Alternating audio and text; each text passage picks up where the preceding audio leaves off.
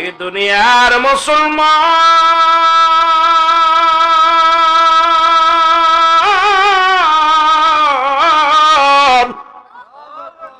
রাহমাতুল লিল আলামিন বলে, যুবক ও যুবক শোনো গো, বলে নবী গো,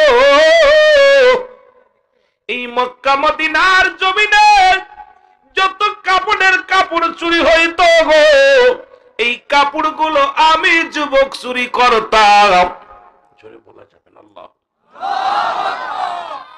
নবীজির মনটা খুব খারাপ, ডাক দে বলে, হায় রে যুবক, শেষ সম্বল মানুষের এই 3 টুকরা কাপড়, এটাও তুমি ছিনিয়ে নিছো, তুমি কার কোনো কাজ পাও না।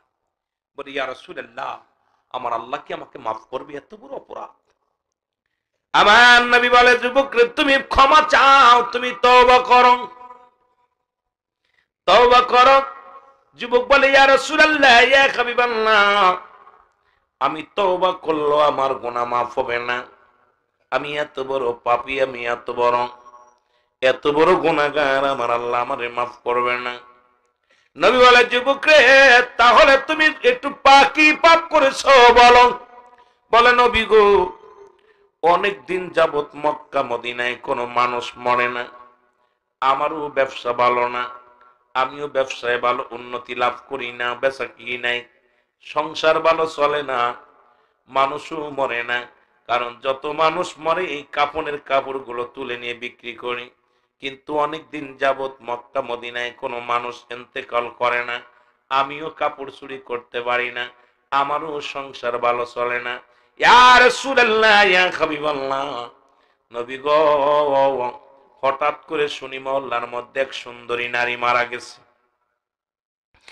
এক সুন্দরী মহিলা মারা গেছে। নবী গো, আমি নিজে তার কাফন, তার দাফনে আমি শরীক হলাম, জানাজার নামাজে শরীক হলাম, অপেক্ষায় রইলাম কখন রাত আসবে, এরপরে গোরস্থানে যাব, কবর খুঁড়ে লাশের গা থেকে কাপড় ছিনিয়ে নিব। রাত যখন নির্জন হয়ে গেল, সবাই যার যার ঘরে ঘুমায় গেল। ইয়া রাসূলুল্লাহ, ইয়া হাবিবাল্লাহ, আমি আস্তে আস্তে করে গোরস্থানে প্রবেশ করলাম, কবরের মাটিগুলো সরাইয়া ফেললাম, সরাইয়া উপর থেকে সামিয়ানা সরাইলাম, সরাইয়া কবরের ভিতরে ঢুকিয়া ওই 3 টুকরা কাপড় খুলে যখন নিলাম গো,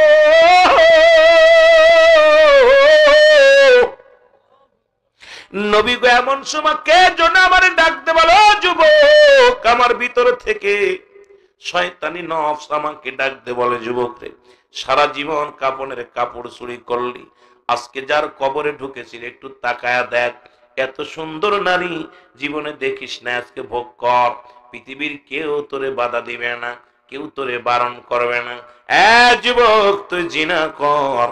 ইয়া রাসূলুল্লাহ, ইয়া হাবিবাল্লাহ, সঙ্গে সঙ্গে আমি যুবতীর মুখের দিকে তাকাইলাম, তাকায় বড় পাগল হয়ে গেলাম, সঙ্গে সঙ্গে যুবতীর সঙ্গে জিনা ব্যভিচারে লিপ্ত হয়ে গেলাম। জোরে জোরে চিল্লায় বলা যাবে না নাউজুবিল্লাহ। আল্লাহর নবী ডাকতে বলে, যুবক রে, তুমি কি শোনাইলা রে? আরে যদি ইসলাম এত সুন্দর সমাধান দিতে, জিনার পরিণাম কি হবে গো? নবীজির আইন শোনো, কোরআনের আইন শোনো, আলেম ওলামা আছে, হাফেজ সাহেব আছে গো। নবীজি বলে গেছেন, আল্লাহ বলে, যার এই পৃথিবীর মধ্যে যে সমস্ত যুবকেরা, যে সমস্ত যুবক যুবতীরা, অবিবাহিত নারী অবিবাহিত পুরুষ জিনা করবে, শাস্তির বিধান শোনো। আজকে সিলেটের জমিনে ও মুসলমান বড় বিপদের মধ্যে আছি, কারণ স্বামী আছে বিদেশে, স্বামীর আমানত নষ্ট করে স্ত্রী, স্ত্রীর আমানত নষ্ট করে স্বামীতে। আজকে সব ঘরের মধ্যে জিনা ব্যভিচার শুরু হয়ে গেছে। আজকে আমার যুব সমাজ পরের মেয়েকে নিয়ে 4 প্যান্ডেলে চলে যাও, ওই কোথায় চলে যাও, জাফলংয়ে চলে যাও, কোথায় চলে যাও, মৌলভীবাজার ঘুরতে যাও, কোথায় চলে যাও, শ্রীমঙ্গল ঘুরতে যাও, কোথায় যাও, সিলেট শহরে কত মানুষ ঢেউ খায়। বড় লজ্জাজনক ব্যাপার, মুসলমান শুনে নাও। এখন দেখবেন, যদি বিশ্বাস না করেন, এখনই যান সিলেট শহরের মধ্যে। মাঝে মাঝে আমি আসি, মাঝে মাঝে যখন মাহফিল করে শহর হয়ে আসি, দেখি রাত বেজে যায় 2টা, 1টা 2টা বেজে যায়, দেখি বেগানা নারীগুলো গায়ের মধ্যে কাপড়, পাতলা কাপড় লাগায়া অগণিত ছেলে মেয়েরা বেহুদা চলাফেরা করে, জোরে বলেন ঠিক কিনা? সিলেটের ভাইয়ের এটা পুণ্যভূমি, যেহেতু সিলেটের পুণ্যভূমি, এটা এই দেশে যে গ্রামে পাপ হবে হোক, যে জেলায় হয় হোক, কিন্তু সিলেটের পুণ্যভূমিতে কোনো পাপ হতে দেওয়া যাবে না। এই পুণ্যভূমি শাহজালালের ভূমি, শাহপরানের ভূমি, ফুলতলি মুসলাদের ভূমি। এই ভূমির মধ্যে নষ্টামি চলবে না। নষ্টামি যারা করবে জীবনের বিনিময়ে হলে রুখে দেওয়া লাগবে কি লাগবে না? আর একটু জোরে বলেন, লাগবে কি লাগবে না? ও যুবক, তোদের আওয়াজ নাই, গলায় আওয়াজ নাই, কারণ কি রে? কারণ তোরা কই দলের মানুষ রে বাবা? একটু দিলের কান্ডা লাগা শোনো। যদি কোন অবিবাহিত নারী, অবিবাহিত পুরুষ জিনা করে গো, শাস্তির বিধান হলো তাকে 100 ডুরা গায়ের মধ্যে মারতে হবে। যতক্ষণ পর্যন্ত 100 ডুরা মারা পর, কয়েকটা ডুরা মারা পর যদি মারা যায়, বেতের আঘাত করলে যেন মারা যায়। আজকেও দেখলাম ফেসবুকের মধ্যে জিনা করে ধরা পড়ছে, মেয়েটার স্যান্ডেল দিয়ে পিটাইতেছে, আর মেয়েটারে স্যান্ডেল দিয়ে আরেকজন পিটাইতেছে, মাফ হয়ে যায় না রে বাজান না। ইসলাম এত সহজ করে নাই, ইসলাম এত কঠিনও করে নাই। ইসলামের আইন যদি ভালো না লাগে তুমি অন্য ধর্মে চলে যাও। তোমাকে কে বলছে মুসলমান হয়ে থাকতে? হিন্দুর দলে চলে যাও, খ্রিস্টানদের দলে চলে যাও, তুমি মুসলমান ইহুদিদের দলে চলে যাও, দরকার নাই। ইসলামের মধ্যে থাকবা, ইসলামের বিধান মানবা না, ইসলামের আইন মানবা না, ইসলামের আইন কানুন মানবা না। তুমি মন গড়া মতো চলবা। ইচ্ছা করলে নামাজ পড়বে, ইচ্ছা করলে ছাড়বা, ইচ্ছা করলে দাড়ি রাখবে, ইচ্ছা করলে দাড়ি ছাড়বা, ইচ্ছা করলে জিনা করবা, ইচ্ছা করলে করবা না। এটা ইসলামের বিধান নয়। জোরে জোরে চিল্লায় বলেন ঠিক কিনা? আমার ভাইরা, আমার বন্ধুরা আমার, এবার যদি কোন যুবক অবিবাহিত হয়, অবিবাহিত নারী হয়, যদি মারা যায়, তারে কাফন পরাই, গোসল করাইতে হবে, তারে কাফন পরাইতে হবে, দাফন করাইতে হবে। দাফন করায়া যদি বেতের আঘাত গুলো কম থেকে যায়, 2-4টা যদি বাদ থাকে, বাকিগুলো কবরের উপরে মারতে হবে। এটা হলো ইসলামের বিধান। ও মুসলমান শুনে নাও, অবিবাহিত থাকার কারণে সে জানাজা পাবে, অবিবাহিত থাকার কারণে সে কাফন পাবে, অবিবাহিত থাকার কারণে সে মুসলমান দাফনও পাবে। কিন্তু বিবাহিত নারী, বিবাহিত পুরুষ যদি জিনা করো যুবক, একটা বিচার যদি সিলেটের জমিনে করা হতো, আমার বিশ্বাস সিলেটের জমিনে ওই না ভালোবাসা, প্রেম প্রীতি সব বন্ধ হয়ে যেত। জোরে বলেন ঠিক কিনা? আর কি বন্ধ করব? মনে বড় দুঃখ গো, যেখানে মুসলিম রাষ্ট্র 2টা দেশ, একটা হলো সোনার মদিনা, আর একটা হলো সোনার বাংলা। পৃথিবীর মধ্যে সোনা দিয়ে কোন রাষ্ট্রের নাম নাই, সোনা দিয়ে কোন দেশের নাম নাই, একমাত্র মুসলমান সোনার মদিনা। সোনার মদিনা, সোনার বাংলা। এই সোনার বাংলায় অসংখ্য অসংখ্য আল্লাহ আছে। যে দেশে মদের লাইসেন্স দেয়া হয়, যে দেশের মধ্যে মুসলমান পতিতালার লাইসেন্স হয়, যে দেশে মুসলমান, এই মুসলমান আইন কানুন কিছু থাকে না, এই দেশের মধ্যে শরীয়তের ওয়াজ করাই যাবে না, পর্দার কথা বলাই যাবে না। কারণ এইটা এমন একটা দেশ দাঁড়িয়েছে, জালিম এবং জুলুমদের দেশ। জোরে জোরে বলেন ঠিক কিনা? কি ওয়াজ করব? মদের লাইসেন্স আমাদের যে মাগুরার পাশে জিনেদা কেরু কোম্পানি মদের লাইসেন্স দিচ্ছে। মাঝে মাঝে গাড়ির ভিতরে ছেলেরা মদ খাইয়ে মাতলামি করতে করতে আসতেছে। যে দেশে সরকার লাইসেন্স দিচ্ছে মদের লাইসেন্স, এদেশের যুবকদের কেমনে বাঁচাবো? যে দেশে 5 আগস্টের পর এত কষ্ট লাগছে যে আমরা আগে ক্যাম্পাসে গেলে পাতাম কিতাবাদি, বই, খাতা, নোট, সেই ক্যাম্পাসে গাড়ি গাড়ি অস্ত্র পাওয়া গেছে। জোরে বলেন ঠিক কিনা? এই যুব সমাজকে এমন জায়গা নিয়ে গেছে, এই জাতিকে আর দিছি আমরা লেখাপড়া করতে। নারীগুলো, ছেলেগুলো তারা বেহুদা হোটেলে, যে বেহুদা কক্ষে ঢুকে জিনা ব্যভিচারে লিপ্ত হয়ে গেছে। এদেশে ওয়াজ কি করব? ওয়াজ নাই। আর আমিরুল আমিন সিদ্দিকী তেল মেরে ওয়াজ করতে পারি না। এই যে অন্য বক্তা যেরকম তেল মেরে ওয়াজ করে, এরকম আমার দ্বারাই সম্ভব হবে না। আমি হক কথা বলে যাব, ভালো লাগলে শুনবেন, না লাগলে না শুনবেন, কিচ্ছু যায় আসে না, কিচ্ছু যায় আসে না। কারণ হলো আমাকে মরতে হবে, জবাব দিতে হবে আল্লাহর আদালতে। আমি আইসা জিকির আজগার 2 ঘন্টা কইরা ওই নূর না মাটি মিলাদ কিয়াম নিয়ে মারামারি হোক্কা এগুলো করতে আসি না, আসছি আপনাদের কাছে হক কথা বলার জন্য। জাতিকে বাঁচাইতে হবে। যুবকগুলো যদি আমার জাতি বাঁচতে পারে, আমার যুব সমাজ বাঁচলে দেশ বাঁচবে, জাতি বাঁচবে, জোরে বলেন ঠিক কিনা? এই যুবকদেরকে সরাইতে হবে ভুল পথ থেকে। আমার ভাইয়েরা, আমার বন্ধুরা, আমার যদি কোন বিবাহিত নারী বিবাহিত পুরুষ জিনা করে, আজকে আদালতে খালি জিনার মামলা, রেপের মামলা। এ যুবক শুনে নাও, বিবাহিত নারী বিবাহিত পুরুষ যদি জিনা করে, কোন আপিল নাই, কোন আদালত নাই, কোন জজ কোর্ট নাই, সুপ্রিম কোর্ট নয়, হাইকোর্ট নয়, জেল নাই, তাদের জরিমানা নাই। তাদের এক নম্বর বিচার হলো কোরআনের বিচার। শুনে নাও, সর্বপ্রথম তাদের নাভি পর্যন্ত, এই বুক পর্যন্ত মাটির নিচে নিক্ষেপ করতে হবে, পুতিয়া তাদেরকে কঙ্কাল মারতে হবে, পাথর সুরে সুরে মারতে হবে, ইট পাথর যা পাবেন তাই সুরে মারবেন। মারা পর যতক্ষণ পর্যন্ত মৃত্যুবরণ করবে না, মারা বন্ধ হবে না। আজকে আমি কেমনে মারবো? আমার পীর সাহেবের কাছে আমার বউডারে দিয়ে হাত পা টিপতি, পীর সাহেবের হাত পা টেপে, আর পীর সাহেব কয় আমার এই মুরিদটা খাসা মুরিদ। আছে না? জোরে কোন আছে না? শরীয়তের বিধান যাদের সঙ্গে দেখা দিয়া হারাম, মুরিদের বউ কেমনে জায়েজ করে নিছে? বড় কষ্ট হয়। এই কথাগুলো বললে অনেকেই বলবে হুজুর মনে হয় পীর মুরিদের বাইরে করে না। শুনে নাও, শুনে নাও, আমার দেশে অসংখ্য ভণ্ড পীরেদের কারণে শাহজালালের মাজারে আক্রমণ হয়, শাহপুরানের মাজারে আক্রমণ হয়। তারা মনে করছে ওরাও মনে ওই জাতির লোক। তবে শুনে রাখো, শুনে নাও, এই বাংলাদেশে সিলেটের জমিনে মাদ্রাসা আসার আগে শাহজালাল আসছে, মসজিদ আসার আগে শাহজালাল আসছে, কালেমা পড়ার আগে শাহজালাল আসছে। সুতরাং এই জমিনের মধ্যে তাদের মাজারের সঙ্গে বেয়াদবি করো না, জোরে বলেন ঠিক কিনা? কষ্ট হয়, কোথায় যাব? কিছু কিছু জায়গা কিছু ওয়াজ করছি, পীরে দেই বেনসন সিগারেট হাদিয়া নেয়, পীরে বইয়া আছে, মুরিদি বেনসন সিগারেট এনে দেয়। এইটা নাকি পীর? এইটাও নাকি পীর রে? আমি আজকে কোরআন থেকে দুইটা আয়াত, কোরআন থেকে ছোট্ট সূরা ইউনূসের মধ্যে 11 নম্বর পড়া 62 নম্বর আয়াত আমি তেলাওয়াত করছি, কিন্তু সিলেটে ঢোকার সঙ্গে সঙ্গে তেলাওয়াত করেছি। জানি যে এই জমিন ওলিদের জমিন। নামাজের আগে আলা নাই, হজের আগে আলা নাই, যাকাতের আগে আলা নাই। আল্লাহ আল্লাহর ওলিদের বিষয়ে আল্লাহ সাবধান করে দিয়েছে।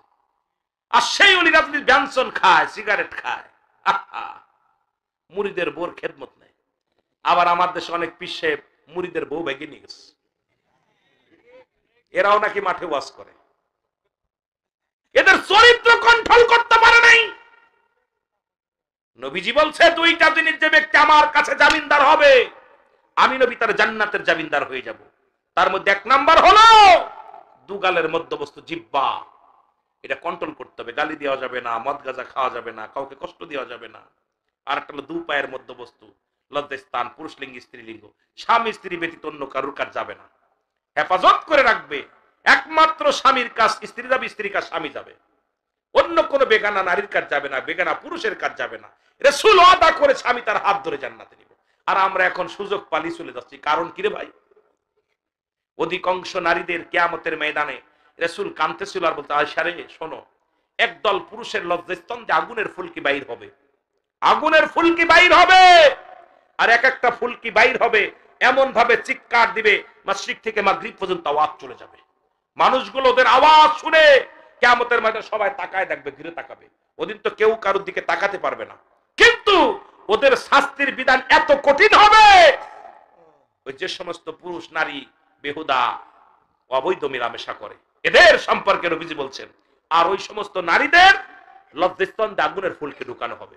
এ মেয়েরা, এই যে আমার আওয়াজ যত পর্যন্ত শুনিস, শুনে রাখ, বাড়িতে যারা শুয়ে আসিস, একমাত্র স্বামী ব্যতীত প্রেমিকার কাছে শুবি, প্রেমিকারের রূপ দেখাবি, জৈবন দেখায় মানুষের পাগল করবি, তোদের লজ্জাস্থান দিয়ে আগুনের ফুলকে ঢুকানো হবে।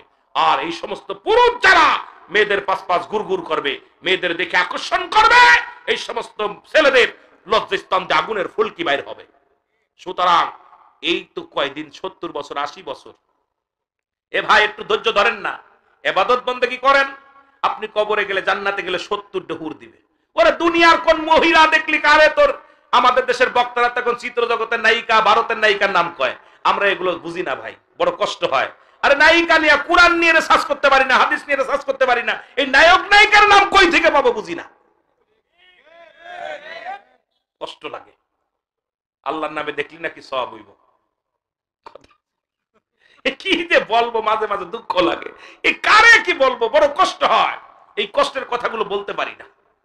ভাই আমরা আলেম যদি এই অবস্থা হয়, রাসূল এই জন্য বললেন আমার কষ্ট রাখলাম কোথায় মনে রাখবেন, ভুলে গেলে কিন্তু আপনাদের লস, ভুলে গেলে আপনাদের লস। নবীজি বসে আছেন, এক সাহাবী, ইয়া রাসূলুল্লাহ আপনার কাছে এটা কি কি খবর নিয়ে আসছো বলো। নবীজি খবর নিতেন সাহাবীদের কাছ থেকে, কি অবস্থা, তুমি কিভাবে দাওয়াত দিছো, কি করছো। ইয়া রাসূলুল্লাহ আজকে আমার একটা শুভ সংবাদ আপনারা জানাবো। নবী বলে কি সংবাদ বলো।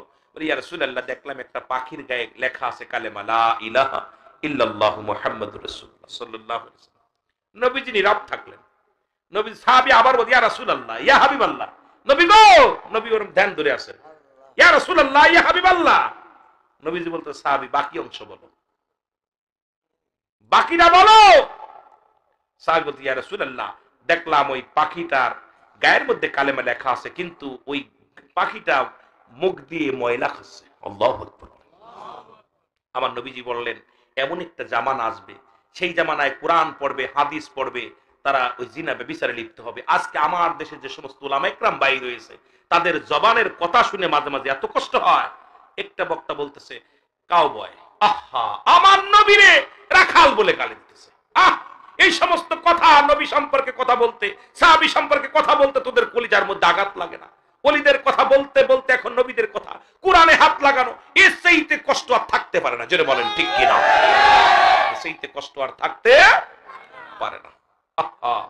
আমার বাবারা, অসংখ্য আলেমরা, অসংখ্য আলেম আমরা কি করি, ওয়াজের ময়দানে আইসা ওই যে বললাম যে সুবিধাবাদী ওয়াজ করে চলে যাচ্ছি, কারণ তালে তাল মিলে চলে যাচ্ছি। আমরা টাকার কাছে বিক্রি হয়ে গেছি। সুন্নি আলেম ওলামা চলে যাচ্ছে অন্য জায়গায়, যেই মাল বেশি দিচ্ছে সে জায়গায় চলে যাচ্ছি। যা পর কি হচ্ছে, আমরা সেখান থেকে মোটা অঙ্ক পাচ্ছি। আমরা সেখানে সেখানে এই যে আমরা, আমাদের অবস্থা খুব শোচনীয়। এই যে নবীজি দোয়া করলেন 3 দিক ফিরে দোয়া, ইয়ামেনের দিকে ফিরে, আপনার নবীজি দোয়া করলেন মক্কার দিকে ফিরে, মদিনার দিকে ফিরে, ইয়ামেনের দিকে ফিরে। নবীজি নসবাসীদের দিকে দোয়া করলেন না। সাহাবী ইকরাম বলে ইয়া রাসূলুল্লাহ ইয়া হাবিবাল্লাহ একটা দিক তো বাদ আছে, আপনি 3 দিক ফিরে দোয়া করলেন, আর একটা দিক বাদ আছে। নবীজি বললেন শোনো, আমি দেখতেছি অচিরেই নসবাসীদের মধ্যে শয়তানের শিং বাইর হবে। কিসের শিং? জোরে বলেন কিসের শিং? এখন আমাদের দেশে যে আলেম উলামা যে ফতোয়া দেয়া শুরু করছে, পায়খানায় বসে সালাম দেওয়া জায়েজ, কথা বুঝেন? এরপরে গতকালকে দেখলাম ঘোড়া জব করে খাওয়াচ্ছে। লামাজাবি কিছু বাইর হয়েছে, তারা, আমি আশ্চর্য হয়ে গেছি, 6টা ঘোড়া জবাই করে অর্ডার দিচ্ছে যে ঘোড়ার গোশত খাওয়া হারাম, সেই ঘোড়া জবাই করে করছে এটা হালাল। নবীজি যেটা হারাম করে গেছে সেটা আমার দেশের আলেমরা এখন জায়েজ করতেছে, বলে জায়েজ। আমি আশ্চর্য হই, গতকালকে দেখে আমি বড় আশ্চর্য হয়ে গেলাম, ঘোড়া জব করছে। কথা বুঝেননি? কোথায় যাচ্ছেন?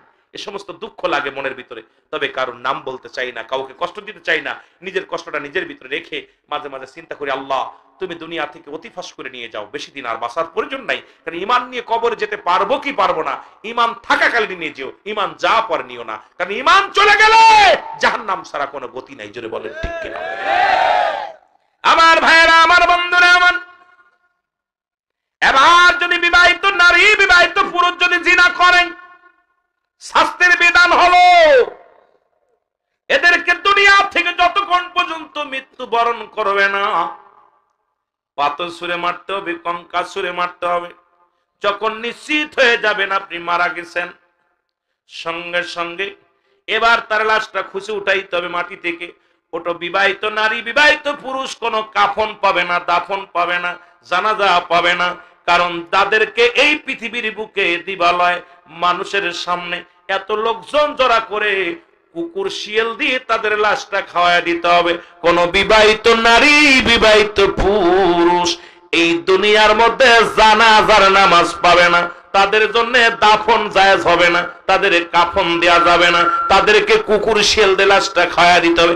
একটা বিচার যদি সিলেটের জমিনে হতো, একটা বিচার যদি বাংলার জমিনে হতো, আমার বিশ্বাস যত বড় কুতুবউদ্দিন হোক না কেন এই পাপ কাজ থেকে বিরতি থাকতো। জোরে বলেন ঠিক কিনা? এখন আমার দেশে দেখছি বিবাহিতরাই বেশি পাপ করতেছে, অবিবাহিত চাইতে ছেলে মেয়ে দুইটা তিনটে হয়েছে, খালি মা চলে যাচ্ছে আর একজনের লগে, বাপ নিয়ে আর একজনের ডাক টানতেছে। ঘরে 4 জন মেয়ে ছেলে মেয়ে রয়েছে, তারপরের পর বউ নিয়ে চলে আসতেছে, পরের মেয়ে নিয়ে চলে আসতেছে। কারণটা কি রে ভাই? সঠিক বিচার নাই। ইসলাম মানবেন, ইসলাম মতো চলবেন না।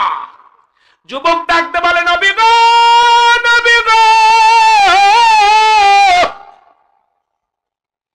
ওই মেয়েটার সঙ্গে আমি জিনায় লিপ্ত হয়ে গেলাম, মনে আসেনি বাবা? কথা কন। জিনায় লিপ্ত হয়ে গেল। এরপরে কাপড়ের কাপড়গুলো নিয়ে যখন লাফ মেরে কবর থেকে উঠলাম, নবী গো, কবর থেকে একটা আওয়াজ পেলাম, ডাকতে বলে, যুবক রে, আমি অসহায় নারী, আমি তোকে বাধা দিতে পারি নাই, আজকে আমার সনে অন্যায় করলি, আমি আল্লাহর আদালতে মামলা দিয়ে দিলাম, তোরও একদিন মরা লাগবে। আজকে আমার যে ক্ষতিটা করলি রে যুবক, আমার আল্লাহ রাব্বুল আলামিন তোর জন্য জীবনেও ক্ষমা না করে। ইয়া রাসূলুল্লাহ, ইয়া হাবিবাল্লাহ, নবী গো।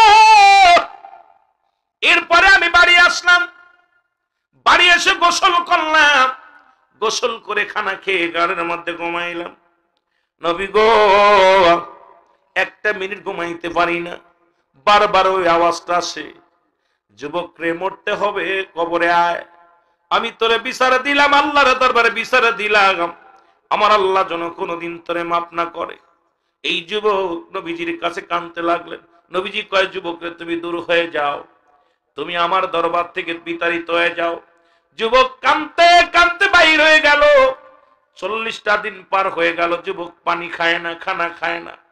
যুবক ওই গাছের লতা পাতা খায় আর কান্দে, রব্বি কারীম, আদম তো ভুল করেছিল, মাফ চেয়েছিল, রব্বানা যালামনা আনফুসানা ওয়া ইল্লাম তাগফির লানা ওয়া তারহামনা লানাকুনান্না মিনাল খাসিরিন। চোখের পানি ছেড়ে আদম ডাকতে বলে, মালিক,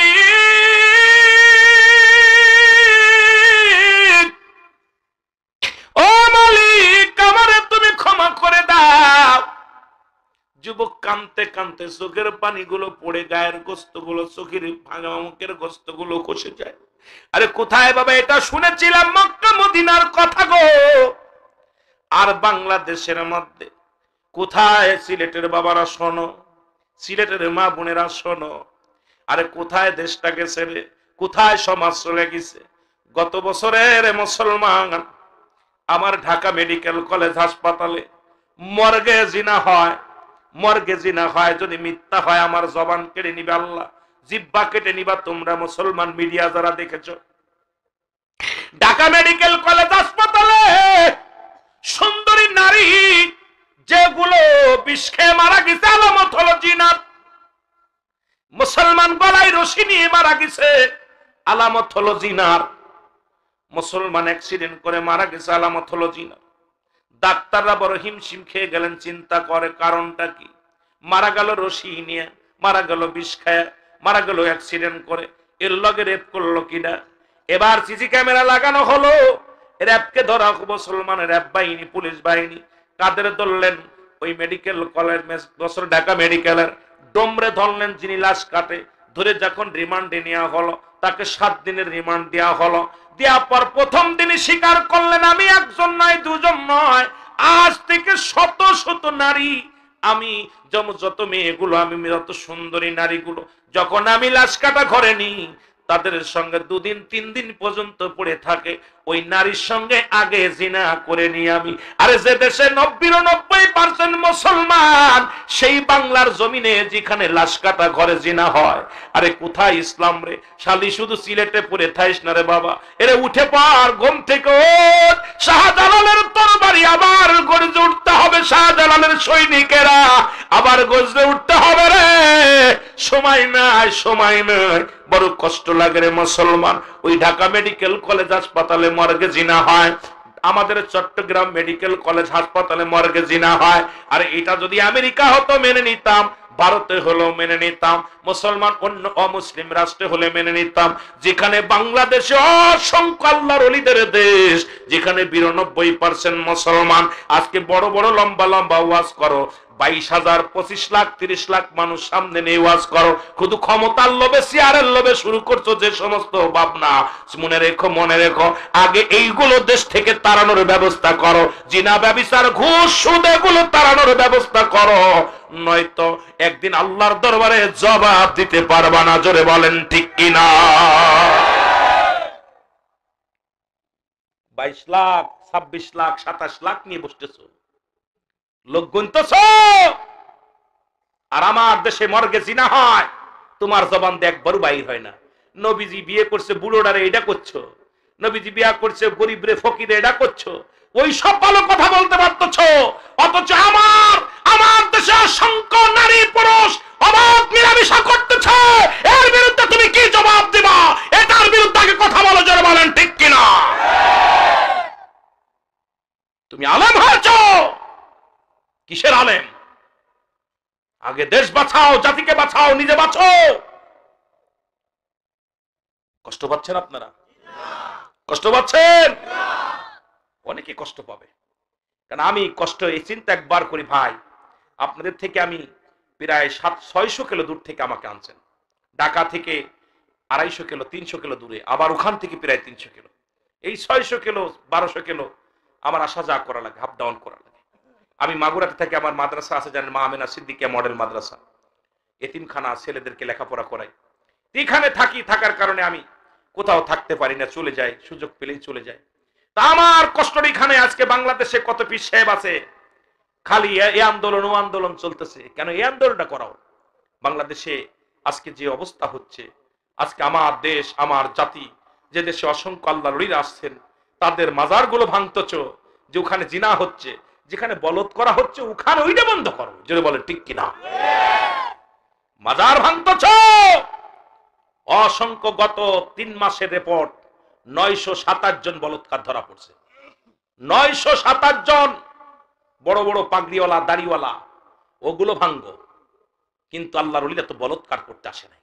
সেই ওলিদের মাজার নিয়ে তোমরা ব্যঙ্গ করো, ভালো লাগে না? মানার দরকার নাই তোমার। আমরা বলতেছি না তুমি ওলির কাছে যাও, পীর সাহেবের কাছে যাও, কিন্তু পীর সাহেবের মাজার কিনে কথা বলার প্রয়োজন নাই। আগে দেশ বাঁচানোর চিন্তা করো। জোরে বলেন ঠিক কিনা? কষ্ট পাচ্ছেন?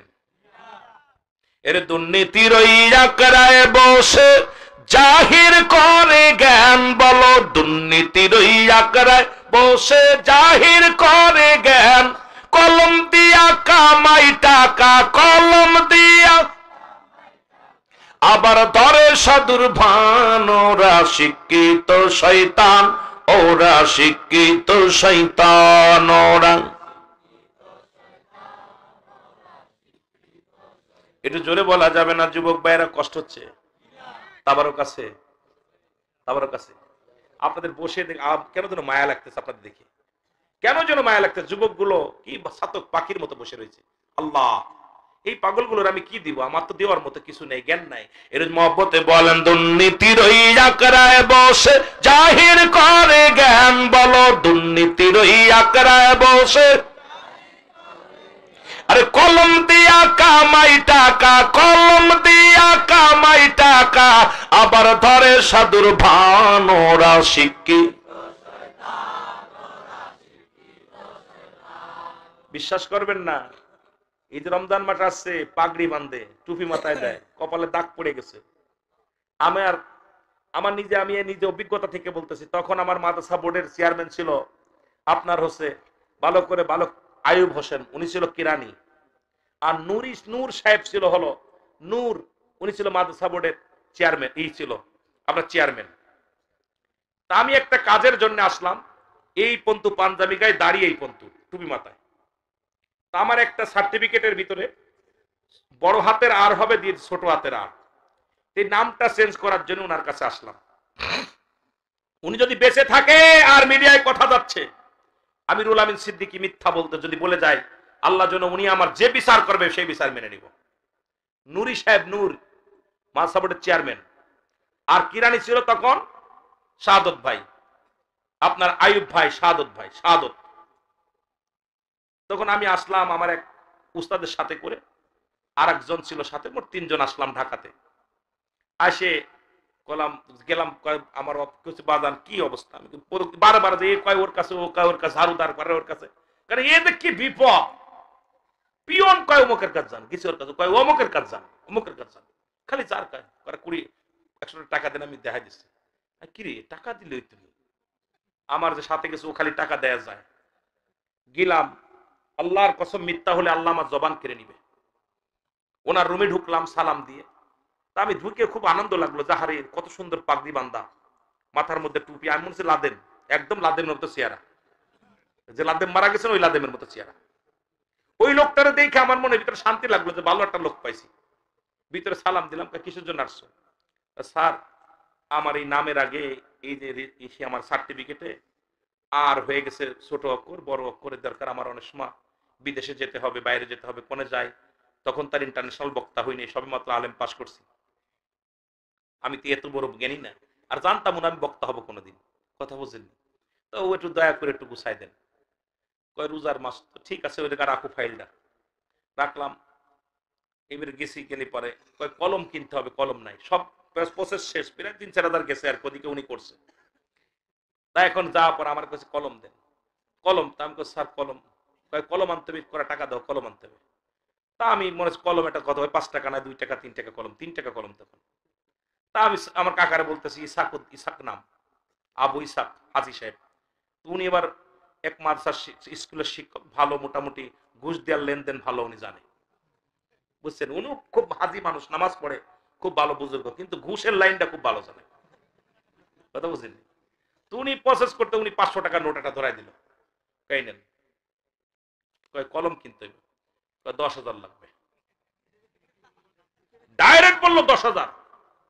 আমি আশ্চর্য, একটা কলমের দাম 10, আমি কাকা কি কলম, কয় চুপ কর, তুই বাইরে যা, বাইরে যা। পরে উনি 5,000 টাকা দিয়ে একটা কলম আনাইছে। কত দিয়া? আমি আশ্চর্য হয়ে তার তখন দাঁড়ায় দরজায় বলে আসলাম, কাকা এই সমস্ত মানুষ যদি, এরা যদি দুর্নীতির শীর্ষে থাকে, জাতিকে কেমনে বাঁচাবেন? দাড়ি টুপি জুব্বা লাগায় ভেষ ধরে বসে আছে দরবেশ, তো বন্ড, ঠিক কিনা, ঠিক কিনা? যদি মিথ্যা বলি আল্লাহ আমার গজব দিবে। মিডিয়ায় কথাগুলো যাচ্ছে, আপনারা খোঁজ নিবেন, কথা বুঝেননি। একটা কলমের খোসা নিতে 500 টাকা, কত 5,000, কত হাজার, এগুলো আমার দেশে। এর দুর্নীতির বসে জাহির করে জ্ঞান, কলম দিয়া কামাই টাকা, কলম দিয়া আবার ধরে সাধুর ভান, ওরা শিক্ষিত, আরো জোরে বলা যাবে না, ওরা শিক্ষিত শয়তান, ওরা হলো জাতির নাকি মহামারী মহাতন, ফাইলে কলম ঠাকাইয়া চালায় ওরা নির্যাতন, ঠিক কিনা? ওরা হলো জাতির নাকি মহামারী মহাতন, ফাইলে কলম ঠাকাইয়া চালায় ওরা নির্যাতন, ঘুষের টাকায় ওদের ভুড়ি, ঘুষের টাকায় ওদের ভুড়ি, করে যে টান টান, ওরা আবার কোয়েন না যে হুজুর আপনার বুড়ি হয়েছে কে? আপনারা খাওয়ায় খাওয়ায় বুড়ি বানাইলেছে, যে যায় খালি 3-4 পদের গোশ মাছ বালা মন্দ। এই যে কই ভাই কিছু করিস না, আমাজন করে ডাল ভাত করিস, তারপরে হুজুর একটু নিতে হইব, জোর করে খাওয়ায় খাওয়ায় পেটটা বানাই লাইতেছে, জোরে কোন ঠিক কিনা? ওরা শিক্ষিত শয়তান, ওরা শিক্ষিত। আবার স্কুল কলেজের দিকটা ভাই দেখো না চোখ মেলিয়া, মেয়েরা সব বই ছাড়িয়া আছে শুধু প্রেম লইয়া, ঠিক কিনা, ঠিক কিনা? কি যে পাইলো ভাই দেশে, আর যোগ বি, বি যোগ আর, মসজিদের বারান্দায় লিখে দিয়েছে আর যোগ বি, কি লিখছে? আর যোগ। আমি একটা জিজ্ঞাসা, এইদিকে দি বাবা, এইটি লিখছে কে রে?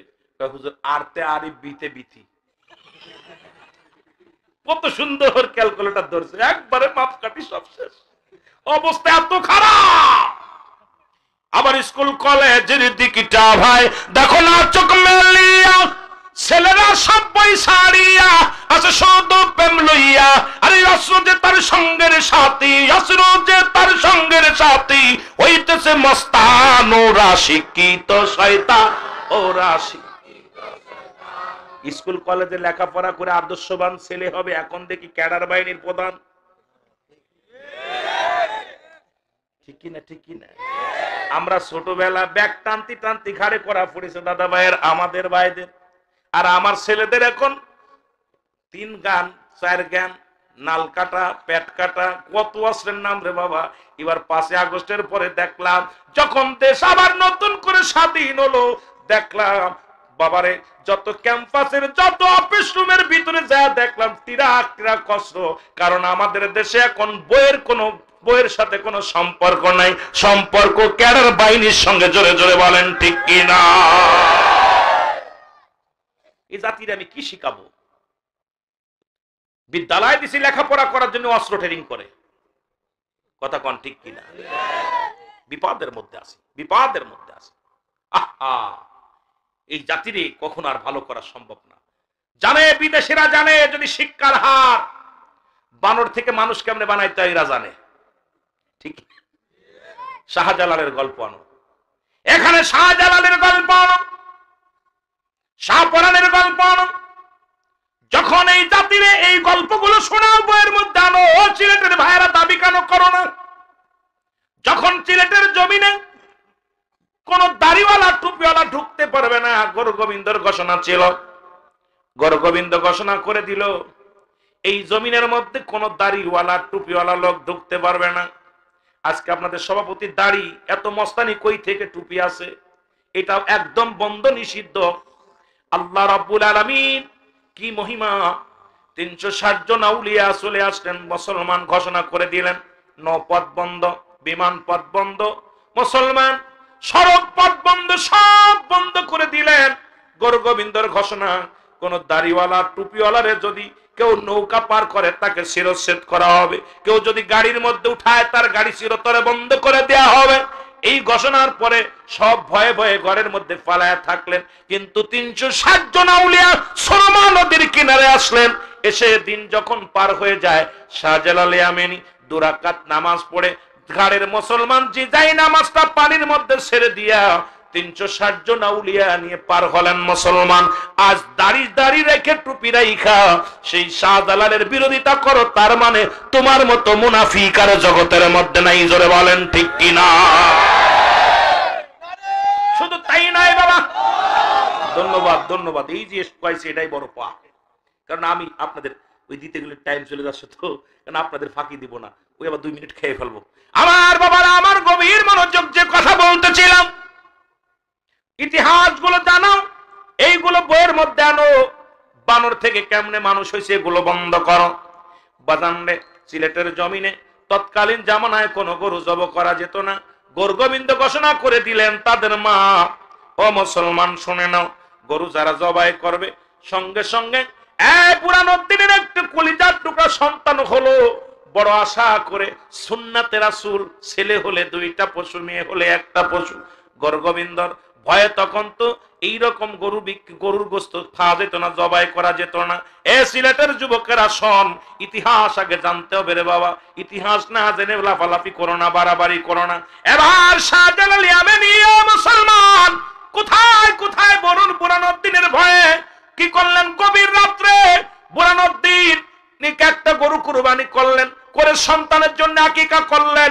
আকিকা করিয়া গোস্তগুলো গরিব দুঃখী মানুষের বিলিয়ে দিলেন, কিছুটা খাইলেন। আর ওই হাড্ডি চামড়া চুমড়ি যা কিছু আছে এটা মাটির মধ্যে লুকায় রাখলেন। কুকুরে এটা খুশি উঠাইলেন, একটা কান নিয়ে যায় ওই কুকুরে ওই কাকে ফেলবি তো ফেলবি। মুসলমান ওই কোথায়? গুরু গোবিন্দর বাড়ির সামনে নিয়ে ফেলছে, দরজার সামনে। গুরু গোবিন্দ তো মারে জব করছে, বিপদ। গুরু গোবিন্দ কয় মারে জবাই করছে, সর্বনাশ, আমি ছেলে হইয়া মার প্রতিশোধ দিতে হইব। কথা কেন রে? ওদের মা কথা বলেননি, এই মারে জব করছে। কেউ করলে মারে জব, ঠেকাও। খোঁজ নিতে নিতে শোনা গেল কোথায় পুরানোর দিন তার কলিজার টুকরো সন্তানের গরুর আকিকা করেছে। সিফা সালা নিয়ে চলে আসলেন বুরহানুদ্দিনের বাড়ি। বুরহানুদ্দিন তার কলিজার টুকরা সন্তান কি নিয়ে দাঁড়ায় আছে ঘরের মধ্যে। ডাকতে বলেন, বুরহানুদ্দিন বাড়ি আসুনি? আসি। বাইর হও। সন্তানকে নিয়ে সামনে আসলেন। কইটা কি? কয় আমার ছেলে। ছেলেটা হাত থেকে কেড়ে নিলেন। কেড়ে নিয়ে জমিনের মধ্যে টান দিয়ে ফেলে দিয়া নিজের তরবারি দিয়া পৃথিবীর মধ্যে বুরহানুদ্দিনের কলিজার টুকরা সন্তানকে ছুরি লাগাইয়া জবাই করে দিল।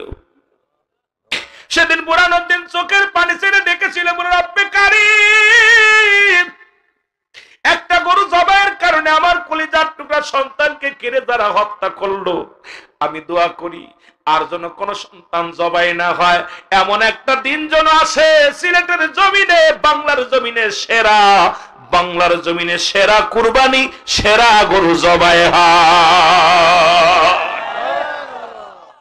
এরা যে মৌলবীর আজকে শাহজালালের মাজারে ভাঙতে চাও, শাহপুরানের মাজার ভাঙতে চাও, তুমি গরুর গোস্ত খাও, বাদ দিয়ে খিনজিরের গোস্ত খাও। কারণ এই গরু জবাইয়ের জন্য যারা নিজের কলিজার টুকরো সন্তানকে হারাইছিল, সেই হিন্দুদের ঘর পাহারা দাও, সেই হিন্দুদের মন্দির পাহারা দাও। তোমার মতো মুনাফিক পৃথিবীর মধ্যে আর কেউ নাই। আল্লাহ কমিনান নাস, মানুষের মধ্যে না কোনো তারা বলবে আমান্না, তারা ঈমান আনছে বিল্লাহি, আল্লাহর প্রতি, অবিল আখিরাতের প্রতি বিশ্বাস স্থাপন করছে। ওমা হুম বিমুমিনিন।